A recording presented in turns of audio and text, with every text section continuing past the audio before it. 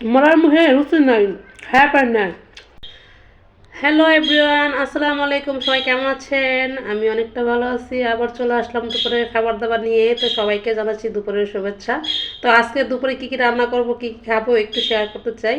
আর আপনাদের রাইখা তো আমি খাই না, ঠিক আছে? তো দেখাচ্ছি কী রান্না করব। এই হচ্ছে আমার পুঁই শাকের গোটা, তারপর হচ্ছে সাথে আছে মেথি শাক, পেঁয়াজ, কাঁচামরিচ আমি আগে কিনে নিয়েছি। ভাই গরিব মানুষের খাওয়া দাওয়া।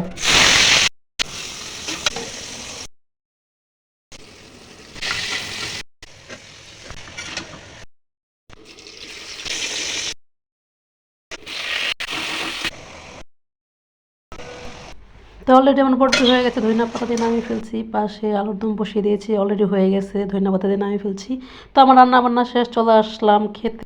কিছুদিন যাবত কিছু খাইতে পাই না, এর জন্য ফ্রান্সের থেকে মরিচ অর্ডার করেছি রুচি বাড়ানোর জন্য। শাক দিয়ে বিসমিল্লাহির রহমানির রহিম।